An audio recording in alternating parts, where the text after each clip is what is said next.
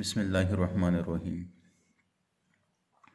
Dear students, आज हम inorganic chemistry start करेंगे।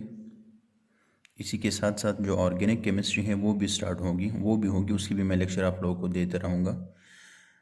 आज हम शुरू करते हैं इनऑर्गेनिक केमिस्ट्री का जो सबसे पहला चैप्टर है, ये है S and P block elements. सबसे पहला पॉइंट ये है कि इसको हम एस और पी ब्लॉक क्यों कहते हैं। तो याद रखिए, पीरियोडिक टेबल कल आप लोगों को मैंने एक छोटा सा प्रेजेंटेशन भी दिया था, उसमें आप लोगों को मैंने बताया था कि जो पीरियोडिक टेबल है, ये जो पीरियोडिक टेबल है इसका मैंने यहाँ पर सिर्फ एक छोटा सा स्केच बनाया हुआ है। इसमें एलिमेंट को अरेंज किया हुआ है on the basis of atomic number. अब इसी पीरियोडिक टेबल को डिवाइड किया गया है इनटू एस, डी, पी और एफ ब्लॉक में इनको डिवाइड किया गया है। आप लोग इस फर्स्ट चैप्टर में सिर्फ एस और पी ब्लॉक के बारे में पढ़ेंगे, तो आप लोगों को मैं सिर्फ एस और पी ब्लॉक के बारे में बताता हूँ कि हम इस ब्लॉक को एस और पी ब्लॉक क्यों कहते हैं। तो एस ब्लॉक एलिमेंट्स जो हैं, ग्रुप नंबर 1 ए और ग्रुप नंबर 2 ए, इनके एलिमेंट्स को हम एस ब्लॉक एलिमेंट्स कहते हैं। और आप लोगों को मैंने कल भी बताया था, लेकिन उसमें शायद किसी को समझ नहीं आया हो, तो मैं दोबारा रिपीट करूं कि ग्रुप नंबर 1 को अपने साथ आसानी से याद करने के लिए इसके लिए एक निमोनिक हम कहते हैं कि हाय लैला ने की रब से फरियाद। और ग्रुप नंबर 2 के लिए है कि बेगम मेरे कमरे से बाहर रहो। तो ये दो निमोनिक्स के ज़रिए आप लोग ग्रुप नंबर 1 और ग्रुप नंबर 2 को याद कर सकते हैं। अब पॉइंट ये है कि इसको हम एस ब्लॉक एलिमेंट्स क्यों कहते हैं। असल में ग्रुप नंबर 1 और ग्रुप नंबर 2 में जो एस ऑर्बिटल है वो in the process of completion है, उसमें लास्ट इलेक्ट्रॉन एस ऑर्बिटल में एंटर हो रहा है। इस वजह से हम इसको एस ब्लॉक एलिमेंट्स कहते हैं। किस तरह, अभी आप लोग देखते जाए। ग्रुप नंबर 1 के हाइड्रोजन, लिथियम, सोडियम, ये तीनों एलिमेंट जो है ये ग्रुप नंबर 1 के हैं। अगर आप लोग देख लें तो इन तीनों में जो लास्ट इलेक्ट्रॉन है वो एस ब्लॉक में एंटर हो रहा है। सिमिलरली इसमें भी देख लें, इसमें भी लास्ट इलेक्ट्रॉन जो है वो एस ऑर्बिटल में एंटर हो रहा है। जबकि मैग्नीशियम ग्रुप नंबर 2 का एलिमेंट है, इसमें जो लास्ट इलेक्ट्रॉन है वो भी एस ऑर्बिटल में एंटर हो रहा है। तो इस वजह से ग्रुप नंबर 1 और ग्रुप नंबर 2 को हम एस ब्लॉक एलिमेंट्स कहते हैं। सिमिलरली पी ब्लॉक एलिमेंट्स जो हैं, पी ब्लॉक एलिमेंट हम ग्रुप नंबर 3A, 4, 5, 6, 7 और 8A, इन ग्रुप के एलिमेंट्स को हम कहते हैं पी ब्लॉक एलिमेंट्स, इनको हम कहते हैं। और इनको अपने साथ आसानी से याद रखने के लिए, ताकि आप लोग कल इसको याद रख सकें, तो इसके लिए जो निमोनिक्स हम यूज़ करते हैं वो है ग्रुप नंबर 3 के लिए हैं बाबर अली गिलानी इंडियन थे। ग्रुप नंबर 4 के लिए चलो सियालकोट जहलम सिंध पंजाब। ग्रुप नंबर 5 के लिए नेशनल पार्टी असम्बली से बाहर। ग्रुप नंबर 6 आओ साकी शराब तो पिलाओ। ग्रुप नंबर 7 फरहान क्लास बर आई थी। आप लोग यहाँ पर एक लिख लें, फरहान क्लास बर आई थी। तो ये ग्रुप नंबर 7 के लिए हैं, जबकि ग्रुप नंबर 8 के लिए हक नवाज और कामरान जिंदा रहो। ठीक है, तो ये ग्रुप नंबर 3 से लेकर ग्रुप नंबर 8 तक जितने भी ग्रुप्स हैं इनको हम कहते हैं पी ब्लॉक एलिमेंट्स। अब इनको हम पी ब्लॉक एलिमेंट्स क्यों कहते हैं, क्योंकि ये जो पी ब्लॉक एलिमेंट्स हैं इनमें P orbital in the process of completion है। इट मींस कि इनका जो लास्ट इलेक्ट्रॉन है या इसके जो आउटर मोस्ट शेल है जो कंप्लीट होने जा रहा है वो है पी ऑर्बिटल। अब देखिए बोरान है, आप लोग इसकी इलेक्ट्रॉनिक कन्फिगरेशन लिखेंगे तो 1s2 2s2 2p1, तो इसमें जो पी ऑर्बिटल है इसमें आखिरी इलेक्ट्रॉन एंटर हो रहा है। सिमिलरली कार्बन में देख लें, लास्ट इलेक्ट्रॉन पी में एंटर हो रहा है, तो सबके आखिर में कौन सा शेल आ रहा है, पी शेल इसमें आ रहा है। जिस तरह एस ब्लॉक के एलिमेंट के लास्ट में एस शेल आ रहा था, ऑर्बिटल आ रहा था, तो यहाँ पर पी ब्लॉक के एलिमेंट्स के लास्ट में जो है वो पी ऑर्बिटल आ रहा है। इस वजह से इसको हम पी ब्लॉक एलिमेंट्स कहते हैं। ये जो ग्रुप नंबर 1 से लेकर ग्रुप 1A से लेकर group number 8A mean S और P ब्लॉक के जो एलिमेंट हैं, इन एलिमेंट्स को हम रिप्रेजेंटेटिव एलिमेंट्स भी कहते हैं। अब इनको हम रिप्रेजेंटेटिव एलिमेंट क्यों कहते हैं?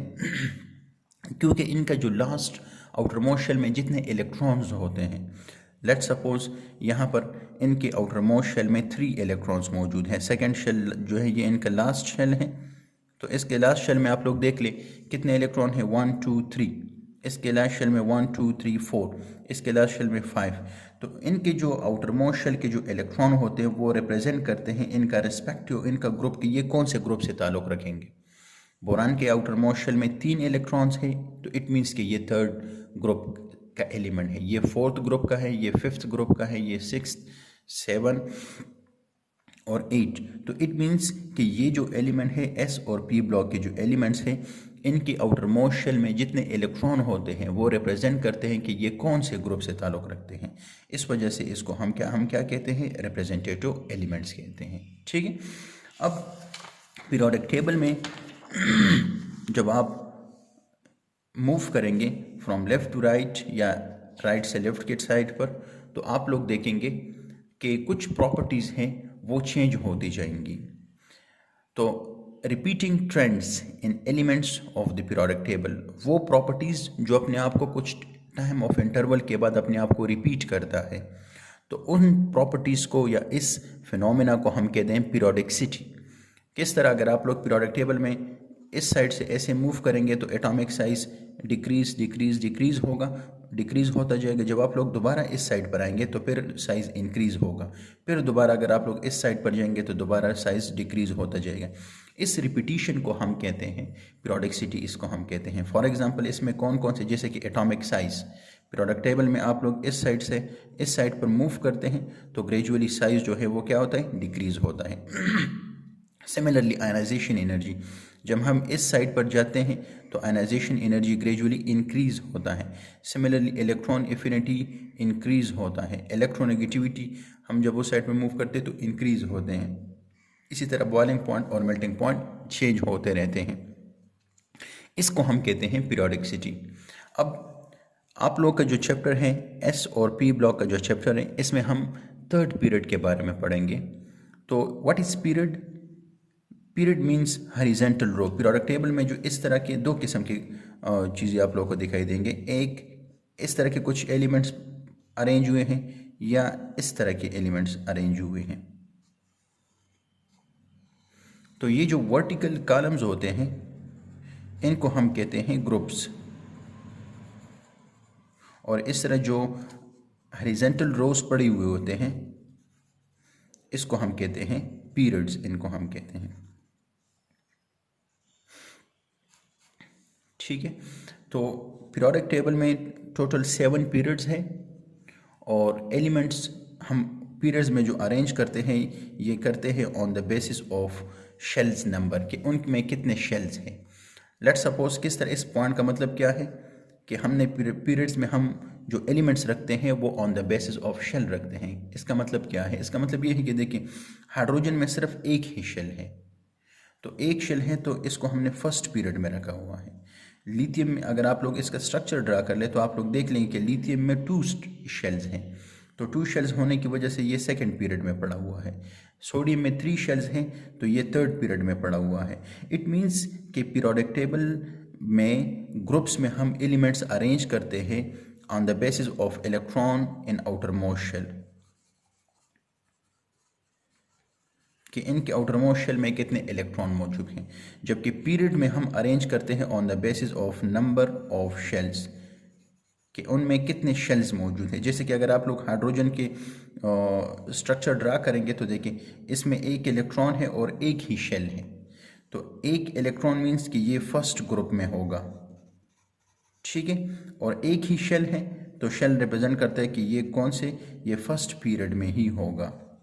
तो याद रखिए ग्रुप में हम एलिमेंट रखते हैं on the basis of electrons, जबकि इसमें हम रखते हैं पीरियड्स में हम रखते हैं on the basis of shell के बेस पर हम रखते हैं। अब 3rd जो पीरियड है पीरियोडिक टेबल का, जो 3rd पीरियड है ये शुरू होता है सोडियम से लेकर आर्गान तक ये ख़त्म होता है। तो 3rd पीरियड में आप लोग देखेंगे कि आप लोग इसमें एस और पी ब्लॉक दोनों के एलिमेंट्स आते हैं। इस पीरियड का हम फिजिकल और उसके कुछ एटॉमिक प्रॉपर्टीज़ ऑफ एलिमेंट्स पढ़ेंगे थर्ड पीरियड के। तो स्टेप वाइज में एक एक चीज़ आप लोगों को एक्सप्लेन कर रहा हूँ। सबसे पहले है electronic structure. Electronic structure means आप लोग देखेंगे कि जो थर्ड पीरियड है इसमें आप लोग को दो ब्लॉक्स के एलिमेंट्स दिखाई देंगे। ये पीरियोडिक टेबल में ऐसे पड़ा हुआ है, ठीक है। तो स्टार्ट के दो एलिमेंट्स जो हैं फर्स्ट टू वो एस ब्लॉक के हैं और बाकी जो एलिमेंट्स पड़े हुए हैं ये पी ब्लॉक के एलिमेंट्स हैं, ठीक है। तो आप लोग इसमें आगे देखते जाएंगे। तो थर्ड पीरियड में दो ब्लॉक्स पड़े हुए हैं, एक एस ब्लॉक के कुछ एलिमेंट्स हैं और कुछ एलिमेंट्स पी ब्लॉक के हैं। और थर्ड ऑर्बिटल पीरियड में आप लोग को मैंने बताया था कि जो एस और पी ऑर्बिटल होगा, आप लोग देखेंगे कि थर्ड पीरियड में फर्स्ट टू जो एलिमेंट्स हैं सोडियम और मैग्नीशियम, आप लोग देख लें इसमें लास्ट ऑर्बिटल जो है वो एस है, इसमें S orbital in the process of completion है। मैग्नीशियम में भी लास्ट ऑर्बिटल एस है, तो ये जो दोनों हैं ये एस ब्लॉक से हैं। जबकि ये बाकी सारे जितने भी हैं इन सब में लास्ट में कौन सा ऑर्बिटल कंप्लीट हो रहा जाए, ये पी है। तो ये जो हैं पी ब्लॉक के एलिमेंट्स कहलाएंगे, ठीक है। अच्छा, अब हम यहाँ पर पढ़ लें इनके इलेक्ट्रॉनिक स्ट्रक्चर पीरियड नंबर 3 के। तो पीरियड नंबर 3 के जो इलेक्ट्रॉनिक स्ट्रक्चर है इसमें अगर आप लोग इनकी इलेक्ट्रॉनिक कन्फिगरेशन लिखेंगे, इसके लिए लाजमी है कि आप लोग को इलेक्ट्रॉनिक कन्फिगरेशन आए, ठीक है। अगर आप लोग को ये इलेक्ट्रॉनिक कन्फिगरेशन की समझ नहीं आ रही कि हम ये इलेक्ट्रॉनिक कन्फिगरेशन कैसे लिख रहे हैं, तो फिर 9th क्लास की मेरी एक वीडियो है इलेक्ट्रॉनिक कन्फिगरेशन पर कि हम कैसे इलेक्ट्रॉनिक कन्फिगरेशन कैसे लिखेंगे, वो वीडियो फिर आप लोग देख लें। तो ये सोडियम की इलेक्ट्रॉनिक कन्फिगरेशन है, मैग्नीशियम की इलेक्ट्रॉनिक कन्फिगरेशन, एल्यूमिनियम, सिलिकॉन वगैरह वगैरह। अब देखिए याद रखें बार बार हम ये इस तरह नहीं लिखते, बल्कि इनको सिंपल और फॉर्म में लिखने के लिए देखिए ये जो हम देख लें तो यहाँ पर 6, 7, 8, 9, 10, तो यहाँ पर 10 इलेक्ट्रॉन है, तो इसकी जगह हम सिंपल लिख लेते हैं नियॉन और इस तरह ब्रैकेट में बंद कर लेते हैं। क्यों? क्योंकि नियॉन में जो है वो 10 इलेक्ट्रॉन है, तो हम सिंपल ऐसे लिख लेंगे नियॉन 3s1, ठीक है। तो ये सोडियम की इलेक्ट्रॉनिक कन्फिगरेशन आप लोग इस फॉर्म में भी लिख सकते हैं। सिमिलरली इसको हम कंडेंस फॉर्म में कैसे लिख सकते हैं, नियॉन 3s2 ऐसे आप लोग लिख सकते हैं, ठीक है।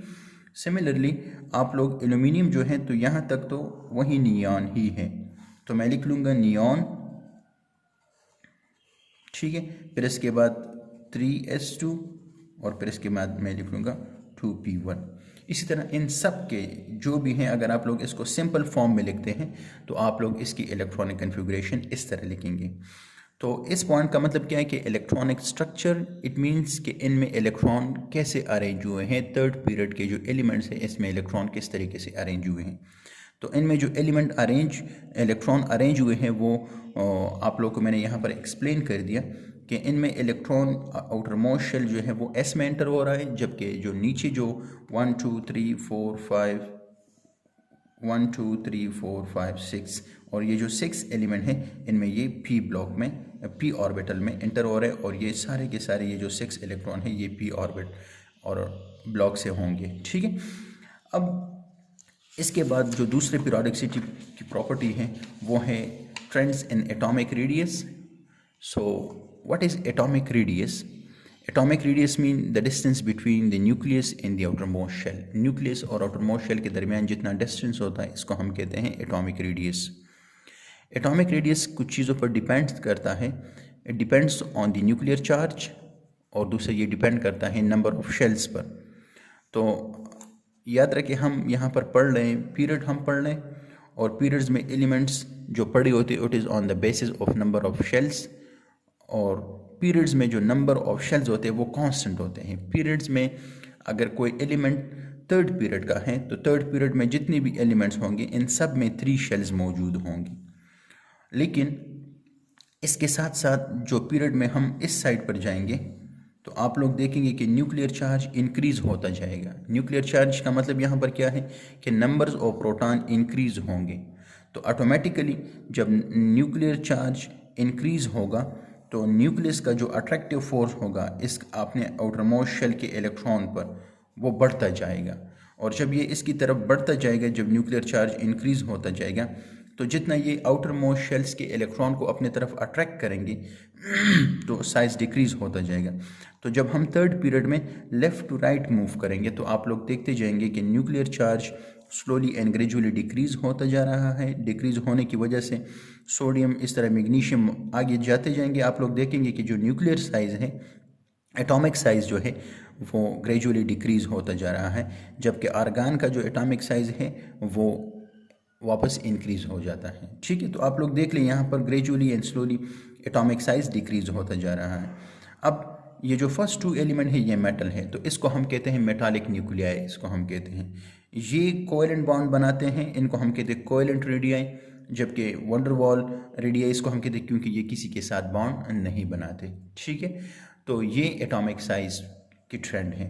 अब इनका एटॉमिक साइज़ क्यों चेंज नहीं हो रहा है? क्योंकि इसके एटॉमिक साइज़ इस वजह से चेंज नहीं हो रहा है क्योंकि ये कम्प्लीटली स्टेबल हो जाता है, और जो एलिमेंट कम्प्लीटली स्टेबल हो जाते हैं उनके न्यूक्लियर चार्ज और उसका जो साइज़ होता है वो डिफरेंट होता है बाकी एलिमेंट से। अब तो आप लोगों को मैंने बता दिया कि जो एटॉमिक साइज़ है ये हम ग्रेजुअली, आप लोग देखेंगे कि ग्रेजुअली ये डिक्रीज़ होता जाएगा जब हम लेफ़्ट से राइट की तरफ मूव करते जाएंगे। क्यों? इसके रीज़न ये है कि न्यूक्लियर चार्ज जो हैं वो इंक्रीज़ होता जा रहा है। ठीक है, अभी तक इतना ही। इंशाल्लाह मिलते हैं नेक्स्ट लेक्चर में। अल्लाह हाफ़िज़।